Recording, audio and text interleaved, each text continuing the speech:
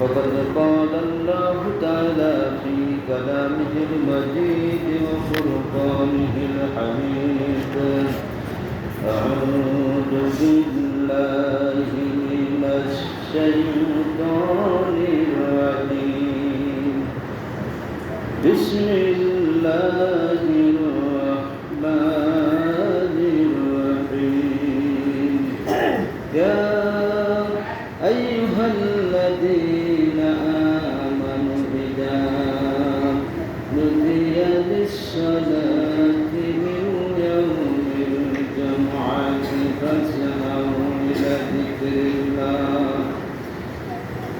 فاسعوا إلى ذكر الله وذروا البيع ذلكم خير لكم إن كنتم تعلمون أما بعد فقال أيضا إن الله وملائكته يصلون على النبي يا أيها الذين آمنوا صلوا عليه وسلموا تسليما اللهم صل على سيدنا مولانا محمد وعلى آل سيدنا مولانا اللهم صل على سيدنا وعلى آل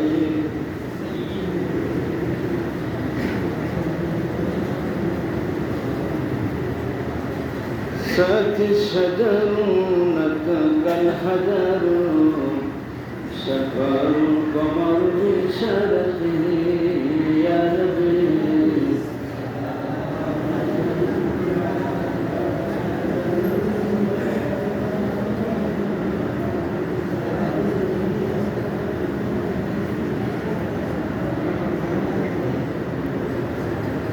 كنز الكرم مولى اليمين كنز الكرم مولى اليمين أبيض ما لشريعته يا نبي سلام عليك يا رسول سلام عليك يا حبيب سلام عليك سلام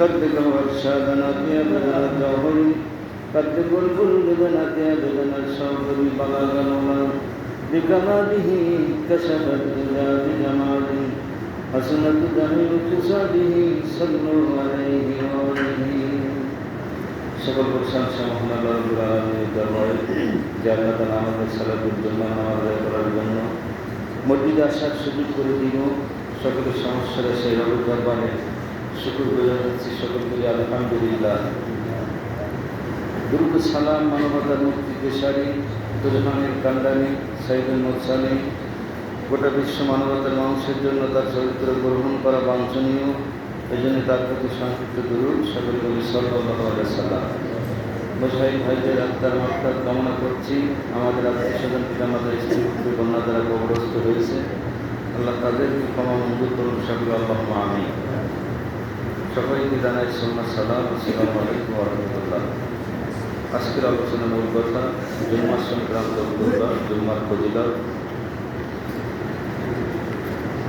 জুম্মার আযান হলে দুনিয়ার সব কাজগুলোকে আল্লাহ তাআলা বিখ্যাত করতে বলেছেন সুতরাং আযান যত হবে নামাজের জন্য তখন ফরজ নামাজটা অবশ্যই বাধ্যতামূলক ফরজ নামাজ যদি কেউ জামাতে না হয় তাহলে সে জামাত তরককারী হিসাবে চিহ্নিত হবে আর জামাতে আদায় করার গুরুত্ব অবশ্যই 25 থেকে 27 দিন ধরে জামাতে নামাজ পড়লে সওয়াব হয়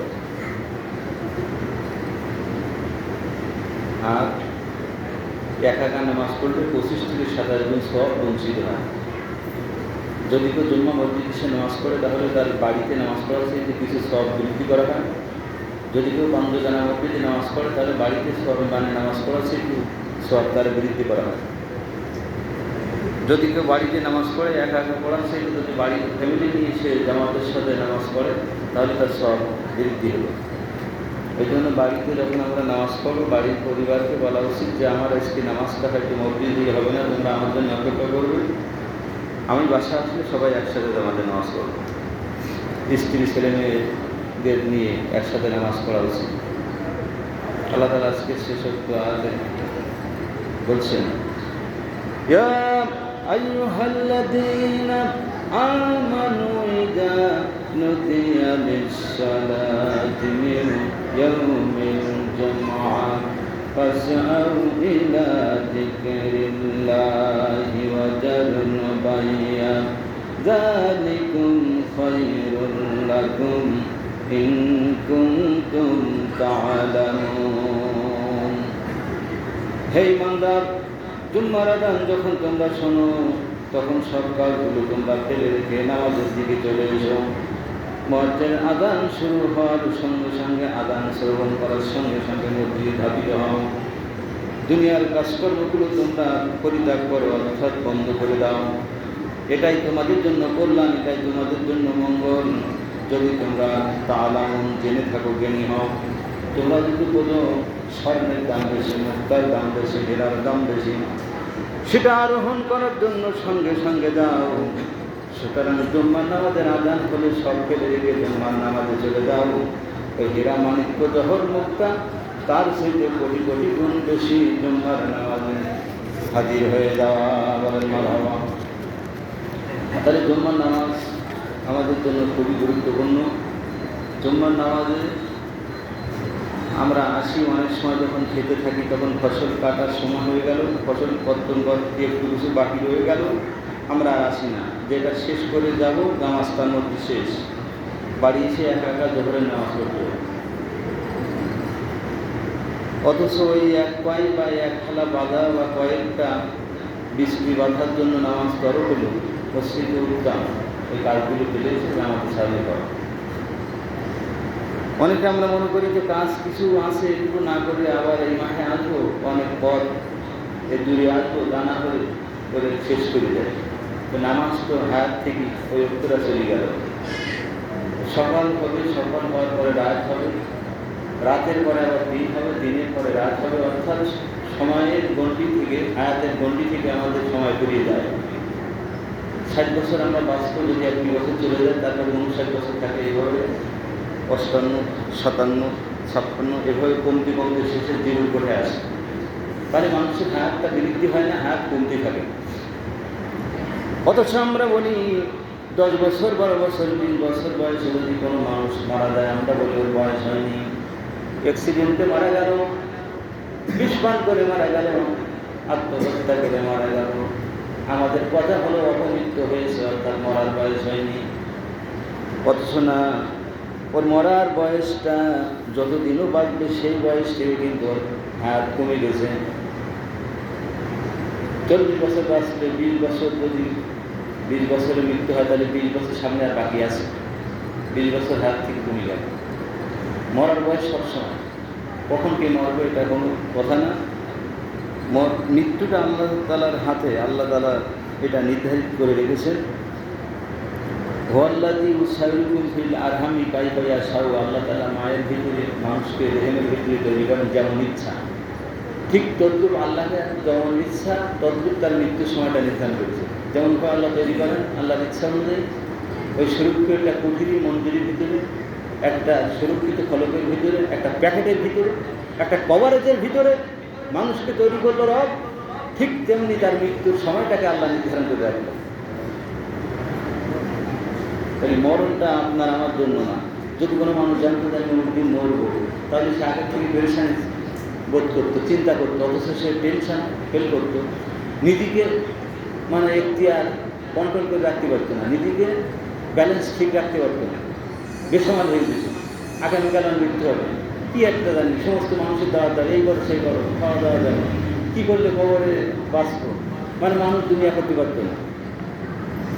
আল্লাহ তাআলা তাই কন্ট্রোল করে বলেছেন, আল্লাহ সুবহানাহু ওয়া তাআলা মানুষকে জন্য বলে দিল, মানুষে তোমরা যদি জানতেন জুম্মার নামাজে আসলে প্রথম কাতারে কত সওয়াব, দ্বিতীয় কাতারে কত সওয়াব, যদি তোমরা জানতেন তাহলে তোমরা লটারি নাই, লটারি কাটা বাদ দিয়ে, হীরা মানিক্য জহর বাদ দিয়ে তোমরা হামাগুড়ি দিয়ে হলেও তোমরা প্রথম কাতারে এসে নামাজে সামিল হয়ে যেতে পারেন। মারহাবা। প্রথম কাতারে তোমরা এত সওয়াব যদি তোমরা জানতে, তাহলে তোমরা ওই কাজ কর্মগুলো ফেলে রেখে সব কাজগুলো তোমরা বাদ দিয়ে আমার ডাকে তোমরা সওয়াব দিতে। মান তারাকাল জুমা মিন গায়রা দুনুর, যদি কোনো ব্যক্তির জুম্মা তরক করে, সেই ব্যক্তি স্থায়ী পরিবর্তন কিতাবে তার নাম লেখা হবে, তার আমল নামায় লেখা হবে, মুনাফিক করিয়া তার চিহ্ন করা হবে। মুনাফিকান ফি কিতাবিল্লাহি হুয়া লা ইমহা ওয়া লা ইউবাদদিলু রাহু শাইআন। অর্থাৎ ইচ্ছাকৃত যদি কেউ জুম্মা নামাজ ত্যাগ করে, তাহলে মুনাফিক হিসাবে তার খাতায় নাম লেখা হবে। জুম্মা নামাজটা ইচ্ছাকৃত করে ছাড়া যাবে না, ইচ্ছাকৃত জুম্মা নামাজটা ত্যাগ করা যাবে না। জুম্মা নামাজের গুরুত্ব এত অপরিসীম। আল্লাহর নবী বলেন, জুম্মার নামাজে গরিবগণের জন্য হজের সওয়াব হয়ে যায়। মিনাল জুমআ আল জুমআতু হজ্জুল মাসাকিন। জুম্মার নামাজে গরিবের জন্য হজের একটা সওয়াব হয়ে গেল। গরিব মানুষের হজ হয় পিতামাতার চেহারায় জুম্মার নামাজে, আর বড় লোকের হজ হয় মক্কা আর মদিনায়। বলেন মারহাবা। বড় লোকের টাকা আছে, পয়সা আছে, আপনার আমার টাকা নেই। আমরা চিন্তা করি যে আল্লাহ, মনে মনে আমাদের নিয়ত থাকে যে আমরা একটু হজ করতে যাবো, এই ইচ্ছা আমাদের থাকা উচিত। তাহলে যেদিন থেকে আমরা নিয়ত করলাম হজের সওয়াব আমরা পাবো, আর নিয়ত না করলে হজের সওয়াব হলো না, হজ করা হলো না। এই জন্য ভালোভাবে নিয়ত করার সঙ্গে সঙ্গে আল্লাহ তাআলা তার ফেরেশতার সওয়াব লিখতে থাকেন। রব বলল, ফেরেশতা, যখন কোনো বান্দা ভালো কাজে নিয়ত করে তার সওয়াব লিখতে শুরু করো, যদিও তার জীবনে সেটা সম্পাদন না হয়। সুতরাং অন্যায় কাজের নিয়ত যখন করবে, যতক্ষণ না আমার আদরের সৃষ্টি বান্দাগুলো করবে, যতক্ষণ না সেই অন্যায় কাজে প্রলুব্ধ না হবে, নিমিত্ত না হবে, সংশ্লিষ্ট না হবে, এক না হবে, ততক্ষণ পর্যন্ত আমার বান্দার নামায় আমলে তুমি গুনাহ লিখো না। বলেন মারহাবা। আল্লাহ তাআলা বলছেন, ওয়াম্মা মান খাফা মাকামা রাব্বিহি নাহান নাফসা আনিল হাওয়া ফাইনাল জান্নাতা হিয়াল মাওয়া। আমার বান্দা জাহান্নামের ভয়ে, মৃত্যুর ভয়ে অন্যায় কাজ থেকে দূরে থাকে। গো ফেরেশতা, তোমরা কতক্ষণ পর্যন্ত তার নামায় আমলে গুনাহ লিখো না? যতক্ষণ সে অন্যায় কাজ না করে, যতক্ষণ অন্যায় কাজ না করে ততক্ষণ তার আমল নামায় অন্যায়টা লিখো না। আর যখন সে অন্যায় করে তখন লিখো। এরপরে শুধু তাই না, রব বলতে থাকে, নামাজে একত্র যদি বাদ চলে যায়, যদি সে কাদা করে, অতক্ষণ পর্যন্ত তার গুনাহ লিখো না। দেখো পরবর্তী অর্থে সে নামাজটা কাদা পড়ে যায় কিনা। সুতরাং নামাজ কাদা করার ব্যাপারে মুসলিম পুরুষের জন্য এটা জায়েজ নয়। মাগরিবের জন্য নামাজ তরক হতে পারে বাজান, কিন্তু মুসলমান পুরুষের জন্য নামাজ তরকের শরিয়াতে কোনো বিধান নাই। মুসলমান পুরুষেরা নামাজ তরক করতে পারবে না, কাদা হবে না। যখন তার নামাজের সময় হবে, গোসল ফরজ হলে গোসল করতে হবে, উজু প্রয়োজন হলে উজু করতে হবে। উজু গোসলের প্রয়োজন নেই, অর্থাৎ কোনো ব্যবস্থা নেই, তখন তাইমুম করতে হবে। তাইমুমের ব্যবস্থা নেই, খুব সংকীর্ণ জায়গা, সেখানে বসেই তাইমুমের প্রয়োজন মেটাতে হবে, প্রয়োজনের সাথে বেলা কুলুপ রাখতে হবে, তাতে তাইমুম করে নামাজ পড়তে হবে, নামাজ লাভ নেই। তাহলে আজকে জুম্মার গুরুত্ব অপরিসীম। কোনো ব্যক্তি যদি জুম্মার নামাজে আসে, তাহলে একটা উট কুরবানির সওয়াব তার হয়ে যায়। এরপরে গরু, এরপরে ছাগল, মানে পর্যায়ক্রমে নয়, সর্বশেষ তার ডিম আছে, যে যতক্ষণ হুজুর মিহরাবে খুতবা দেন, খুতবা দিতে না ওঠা পর্যন্ত এভাবে সওয়াব মানুষ পেতে থাকে। কিন্তু অন্য কোনো ওক্তে নামাজে কিন্তু এরকম বলা হয়নি। আমার রব কত পাগল করে বান্দার জন্য জুম্মার নামাজটাকে কোনো কোনো বর্ণনায় বলা হয়েছে, এই জুম্মার নামাজটা বাজান আরাফাতের ময়দানের সাথে তুলনা করা হয়েছে। কোনো বর্ণনায় জুম্মার নামাজ আর হজের ময়দানটা কিয়ামতে আরাফার ময়দানটা কিয়ামতে হাসরের ময়দান হিসাবে তুলনা করা হয়েছে। হাসরের ময়দানে মানুষকে কারোর প্রতি কোনো খেয়াল থাকবে না। তদ্রূপ আরাফাতের ময়দানে মহিলা পুরুষ একই জায়গায় জাম হয়েছে, কোনোদিন একটি দিনের সুযোগ হয়নি, অপকর্মের সুযোগ হয়নি। চিৎকার করে বলেন মারহাবা। তাই আরাফার ময়দান কিয়ামতের ময়দানে হাসরের ময়দানের তুলনা। হজের ময়দান, এই জুম্মার ময়দানটা হজের সাথে তুলনা করা হয়েছে। যে ৫ ওয়াক্ত নামাজের যারা আছে না, জুম্মার মুসল্লি দেখলে মনটা ভালো লাগে। আর জুম্মায় একবার হুজুর যা বলেন, মানুষ চিন্তা করে যে এইগুলো আমল করার জন্য। অর্থাৎ হজ থেকে মানুষ যখন চলে আসে তখন এই শিক্ষা গ্রহণ করে যে আমি হজ করেছি, আমার দ্বারা অন্যায় কাজ করা সম্ভব না। এরপরেও কিছু মানুষ হজ করার পরে বড়াই দেয়, নামের আগে লেখে আল হাজ, নামের আগে লেখে বীর মুক্তিযোদ্ধা, নামের আগে লেখে উন্মুক্ত। এত ডিভিশন আছে। কবরে চলে যাওয়ার পরে আল্লাহ কিন্তু এই সমস্ত কিছু দেখবে না। অর্থাৎ আমরা আশার লাগাই, খুবই আশার লাগাই, মানে খুবই আমরা বড় হতে চাই, নিজেকে আমরা অনেকে বড় মনে করি, কিন্তু বড়টা নিজে নিজে করা যায় না।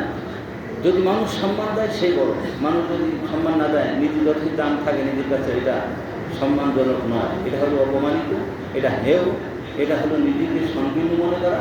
সমাজে তার কোনো গ্রহণযোগ্যতা থাকে না, তার কোনো স্থান থাকে না।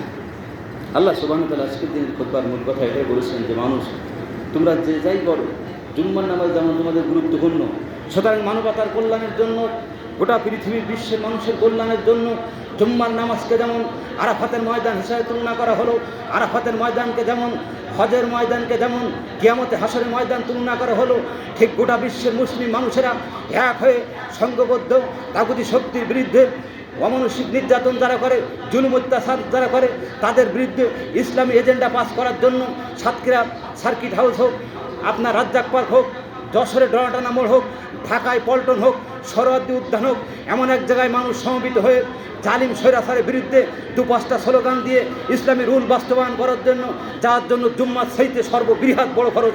চিৎকার করে বলেন মারহাবা।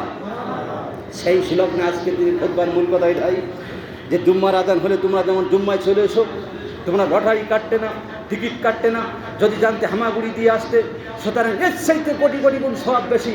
আজকের 4টায় যদি রাজ্জাক পার্কে ইসলামী রুল আইন করার জন্য 5টা রুল ওখানে বলা হবে, এ জায়গায় যদি আমরা যাই, তাহলে এই জুম্মার নামাজ হজ করা চাইতে আল্লাহ ওখানে ফায়দা বেশি করে। চিৎকার করে বলেন মারহাবা। আল্লাহ রসুল বলেছেন, যাহারা দিন প্রতিষ্ঠার জন্য যাবে, যদি একটি সকাল কিংবা একটা বিকাল দিন প্রতিষ্ঠার জন্য কোনো মানুষ একটি সময় দিল, দুনিয়া আসমান জমিন তামাম পৃথিবীর সব চাইতে সে ভালো কিছু আমার পক্ষে সে অধিকার করে নিল। বলেন মারহাবা। তাহলে কত কল্যাণ, কত বরকত আল্লাহ দেবেন। যে 2 ঘন্টা 1 ঘন্টা 5টি আইটেমে পিয়ার নির্বাচন করা, সংস্কারে বিচার হবে, এভাবে 5টা রুল আজকে রাজ্জাক পার্কে দেওয়া হবে। যে সম্মিলিত মুসলমান যারা আল্লাহকে বিশ্বাস করে, যারা দেশে শান্তি প্রতিষ্ঠা করতে চায়, ইসলাম প্রতিষ্ঠা করতে চায়, আজান হলে পরে যেমন মানুষ উজু করে, বাড়িতে উজু করে, উজুখানায় উজু করে, টিউবওয়েলে উজু করে, আজান শোনার সঙ্গে সঙ্গে মোড় থেকে আওয়াজ হয়, চলো মসজিদে যাই। আজান কিন্তু শেষ হয়েছে, 15 মিনিট সময় আছে, জামাত শুরু হয়ে গেলে নামাজ 1 রাকাত ছুটে যেতে পারে, আগের থেকে তোমরা চলে যাও। ঠিক সমগ্র বাংলাদেশে এরকম ঘোষণা হলো যে চলো চলো, আজকের সমগ্র বাংলাদেশের জেলায় বিক্ষোভ মিছিল হবে, যে 5টি আইটেমে পেয়ার নির্বাচন হবে, দেশে স্বাধীনভাবে যার ভোট সেই দেবে, ইসলামী রুল বাস্তবায়ন হবে। এই 5টি আইন যারা বাঁচবে, ঠিক আল্লাহর দিন প্রতিষ্ঠার জন্য এই পথে তারা যাবে। নামাজ, হজ, যাকাত চাইতে এখানে সওয়াবের অঙ্ক আল্লাহ রসুল বেশি বলেছেন। চিৎকার করে বলেন মারহাবা। আমার নবী শুধু তাই না, কঠিনভাবে আওয়াজ করেছেন দিন প্রতিষ্ঠার জন্য জিহাদের ময়দানে শামিল হওয়া। যদি কোনো বান্দা যায়, যেতে যেতে পায়ে যদি একটা কাটা পড়ে, ও আদরের সৃষ্টি আব্বা জানের আল্লাহর বান্দারাম ও নবীর উম্মতের দল, ওই কাটা ফোটা স্থানটা আমার রব জাহান্নামে দেবে না। যেতে যেতে যদি কোনো নাকের ভিতরে কারো ধুলা বালি ঢুকে যায়, ওই নাকের সিঁদুরের ভিতরে আমার রব জাহান্নামের আগুন দিবে না। যেতে যদি কোনো ব্যক্তি উঠছুট লেগে মারা যায়, আমার রবের নবী বললেন ওই ব্যক্তির মৃত্যু হতে দেরি, কিন্তু জান্নাতের খোঁজখবরই, জান্নাতের সুঘ্রাণ তার নাকে আসতে দেরি হবে না। বলেন মারহাবা।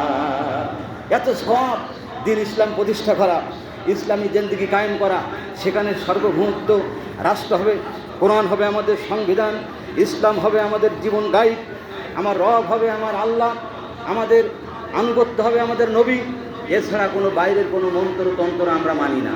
যদি আমরা সেটা মানি তাহলে মানুষের মতবাদ প্রতিষ্ঠা হয়ে যাবে, আর মানুষ কোনোদিন শান্তি দিতে পারে না। দুনিয়া যিনি সৃষ্টি করেছেন, যে রব দুনিয়া সৃষ্টি করেছে, শান্তি দেবে সেই রব।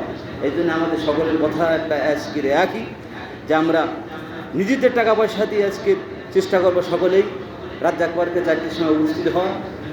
সাতক্ষীরা জেলা গোটা বাংলাদেশের সকল জেলাকে আজকে আপনার জেলায় হাজির হওয়ার জন্য বলা হয়েছে। 5 দফা দাবি নিয়ে বাংলাদেশ জামাত ইসলামের পক্ষ থেকে আজকে খুতবা আলোচনা তাই হয়ে গেল যে আজান হলে তোমরা জুম্মা এসো। সুতরাং জাতীয় নেতা যারা ইসলামী নেতা, ইসলামী আপনার স্ট্যাটাস যারা দেয়, ইসলামী রেনেসার মানুষ যারা, ইসলামী মুহাদ্দিস মুহাক্কিক মুফতি যারা, এরা যখন কোনো একটা রুল বাতলায় সেদিকে দেওয়ার জন্য গল্পে বলে হেমিলিয়ানের বাঁশি যেমন বাজায়, হিন্দুর চতুর্দিক থেকে আসে, মুসলমান যারা আল্লাহ বিশ্বাসী এরা ঠিক থাকতে পারে না, সেই দিকে এরা চলে যাবে, চিৎকার করে বলেন আলহামদুলিল্লাহ। এই জন্য আমাদের কাজ হবে এটাই যে আমরা সকলেই মুসলমান। জুম্মার নামাজে আমরা আসলাম, জুম্মার নামাজ পড়ার কথা হলো তো দিন প্রতিষ্ঠা করা। এটা তুলনা করা হলো আরাফাতের ময়দানের সাথে, আরাফাতের ময়দানকে তুলনা করা হলো কিয়ামতের হাসনের ময়দানের সাথে। এর চাইতে বড় তুলনা হলো দিন প্রতিষ্ঠার জন্য। দিন প্রতিষ্ঠা একটা শেকো পার হলো, একটা পুল পার হলো, ও পাশে জান্নাত, এ পাশে তার পৃথিবী, ওই মাঝখানটা হলো ব্যারিকেড, ওইটা হলো আপনার একটা রুলস, ওইটা আপনি পার হবেন, আপনি জান্নাতে ঢুকে যাবেন। সুতরাং এই পৃথিবীতে যদি আপনি ইসলাম প্রতিষ্ঠা করেন, এরপরে যদি আপনি শহীদ হয়ে যান আপনি জান্নাতে গেলেন, আর বেঁচে থাকলেন আপনি গাজী হলেন, আপনি দুনিয়ার থেকে খোঁজখবর পেয়ে গেলেন। যারা বদরের যুদ্ধে 313 জন সাহাবা ছিল, আল্লাহ রসুল তাদেরকে বললেন কানা মাইয়া ফিল জান্নাত, একই সাথে আমার জান্নাতে যাবে। কোরআনে আর তাদের সামনে এসেছে বদরি সাহাবারা, তোমরা যত অন্যায় করো, যা কিছু করো না, কারণ আমি আল্লাহ তোমাদের জীবনের সব কিছু ক্ষমা করে দিলাম। বলেন মারহাবা। আল্লাহ সব তাদের ক্ষমা করে দিয়েছে। পরবর্তীতে অনেক কবিরা গুনাহ সমতুল্য কিছু সাহাবা করেছেন 2-1 জন। আসলে না, কবিরা গুনাহ না, আমাদের মনে যেন হয় তাই, আসলে না, সেটা কবিরা গুনাহ না। হাতিব ইবনে আবু বালতা তিনি একটা রাসূলের চিঠি মদিনা থেকে মক্কায় পাঠিয়ে দিয়েছিল, অন্য অন্য সাহাবা বললে একটু শিরশিদ করে দাও, কিন্তু তার মনের কথা যখন রাসূলের সামনে পেশ করলেন, রসুল বললেন ঠিক কাজ করেছে, এ কোনো অন্যায় করেনি। আল্লাহ রসুল তাকে ক্ষমা করে দিলেন। সুতরাং সাহাবা তোমরা তাকে ক্ষমা করে দাও, মারহাবা বলেন। সুতরাং বদরি সাহাবারা যা করেছে আল্লাহ রসুল তাদের সামনে যা জেনেছে, পরবর্তীতে আল্লাহ সিদ্ধান্ত দিয়েছে, রসুলের সিদ্ধান্ত দিয়েছে যেদেরকে আমি ক্ষমা ঘোষণা করলাম। তা ক্ষমা পাওয়ার একটাই কাজ। আমরা অনেকে বলি হুজুররা এই বলে, ওই বলে, সেই বলে, কোরআনে কি আস নাই যে কোরআন প্রতিষ্ঠা করতে হবে? সূরা সফে আল্লাহ 10, 11, 12 3 আয়াত আছে। সূরা সফে 10, 11, 12, সূরা নিসার 85, এরকম অনেক আয়াতে আছে যে আপনার দিন প্রতিষ্ঠা করাই লাগে। এই জন্য আজকের দিনের মূল খতবাটা এটাই যে আমরা মুসলমান, জুম্মার নামাজ পড়বো, জীবনে হজ করবো। হজের প্ল্যাটফর্ম হলো দিন প্রতিষ্ঠা করতে হবে, জুম্মার প্ল্যাটফর্ম হলো দিন প্রতিষ্ঠা করতে হবে। আপনি মুসলমান বেঁচে থাকার অর্থ যে আপনার সন্তানকে সুখে থাকবে, তার সমস্ত সব কিছু ঠিকঠাক রাখা যেমন দুনিয়ার কর্তব্য, সুতরাং আপনি যা আল্লাহর সৃষ্টি, আল্লাহর বান্দা, আল্লাহর গোলাম, সেই গোলামের একমাত্র দায়িত্ব হলো দিন প্রতিষ্ঠা করা, এছাড়া অন্য কোনো কাজ বান্দা নেই। আর এইটা প্রতিষ্ঠা হলে আপনার মান মর্যাদা, আপনার শ্রম, আপনার কথা, আপনার সব কিছু ঠিকঠাক হবে। এছাড়া আমাদের কোনো উপায় নেই। আজকে এতে দেখেন দিন তালেবানদের, দেখেন দিন তালেবানরা কীভাবে সেখানে দেশটা চালাচ্ছে, সেখানে কোনো অপকর্ম নেই, অন্যায় নেই। গোটা পৃথিবীর মিডিয়াগুলো তাদের কথাগুলো ধরে রাখছে যে আল্লাহু আকবার, যে আমেরিকা ওখান থেকে চলে গেল, আজকে তালেবানরা কত সুন্দর করে দেশ চালাচ্ছে। ইরান থেকে, ইরাক থেকে চলে গেল আমেরিকা, সেখানে অন্যরা এখনও দেশ চালাচ্ছে। আবার কিছুদিন হামলা করলো ইরানে, হামলা করার পর ওখান থেকে ইরান আবার গুলি গোড়াচ্ছে, আবার তাদেরকে হামলা করাবে। অর্থাৎ মুসলমান যারা হয়, এক কথায় তারা আল্লাহর পক্ষে থাকবে, যত বাধা বিপত্তি আসবে এটা ভয় পায় না, মোকাবেলার জন্য তারা সবসময় চেষ্টা করে। সুতরাং আপনারা আমার চেষ্টা করতে হবে বাহ্যিকভাবে এই পৃথিবীতে দুনিয়াতেই আমরা সঠিকভাবে চলব, যেন আমরা শয়তানের পথে বেঁকে না যাই। ইহদিনা সিরাতাল মুস্তাকিম, সরল পথ, এই পথটা হলো সবসময় সোজা। এটা যখন বেঁকে যাবে তখন আপনি শয়তানের পথে চলে যাবেন। ভালোর পথ একটি, আর শয়তানের পথ হাজারো। রাসূল রেখা আঁকলেন, চতুর্দিক থেকে শাখা আঁকলেন, মধ্যখানটা একটা red of side, Lal coral দিলেন, রেড দাগ দিলেন, যে এই লাল দাগটা সোজাসুজি, এইটা হলো সিরাতুল মুস্তাকিম, সহজ পথ। সুতরাং বহু শাখা যে আমরা দেখছি এদিক ওদিক সাইডি পথ, এগুলো শয়তানের রাস্তা। এসব জায়গায় বিভিন্ন আয় হবে, বিভিন্ন সব কিছু দুনিয়া চলবে, কিন্তু এই পথে যে দুনিয়ার সার্থক হবে না, পরকাল নষ্ট হয়ে যাবে। তো আল্লাহর পথে, সত্য পথে থাকলে মানুষকে অনেক কষ্ট স্বীকার করতে হয়, অন্যায় পথে থাকলে কষ্ট স্বীকার করতে হয়। আজকে খুব মূল কথা এটাই, ফাসাদ হারের দিকে ইনকুন্তুল্লাহ তাআলাম, তোমরা যদি না জানো জ্ঞানীদের সঙ্গে জেনে নাও।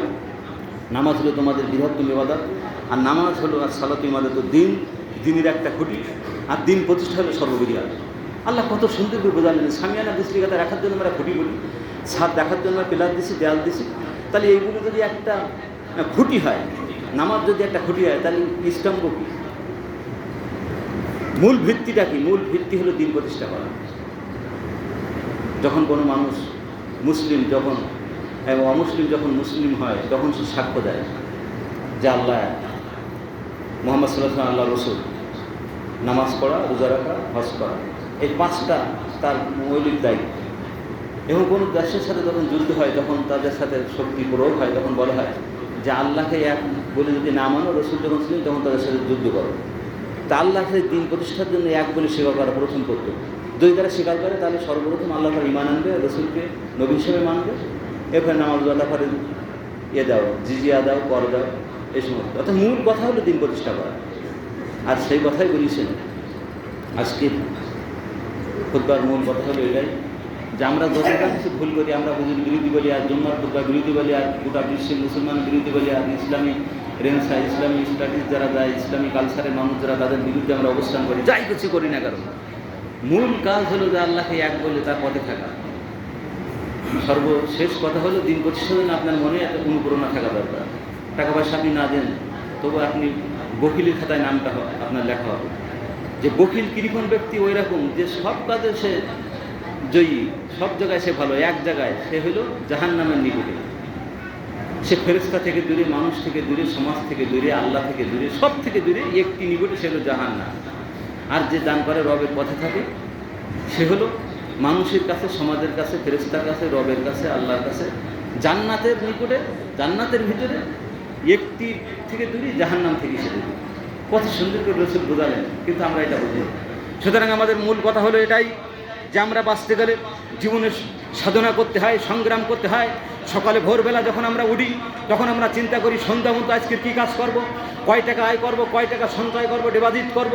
এটা যখন আমাদের চিন্তা থাকে, সুতরাং আপনার চিন্তা থাকা উচিত যে 5টি বছর, যেখানে 5 বছর ইলেকশন হয়, সেখানে কীভাবে আপনি সত্যিকার পথে, সততার পথে, ইনসাফের পথে, কোরআন সুন্নাহর পথে আপনি থাকবেন।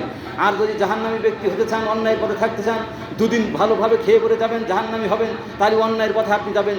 অন্যায়ভাবে শয়তানের পথে, শয়তান আপনাকে অন্যায়ের পথে নিয়ে যাবে, এ কেউ আপনাকে ঠেকাতে পারবে না।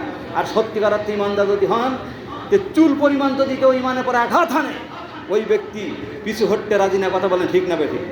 এই জন্য আপনার আমার ভূমিভাবে আজকে ময়দানে যাওয়া, জুম্মার মূল খুতবা কিন্তু এটাই, যে রসুল বলেছেন সিজদা দাও।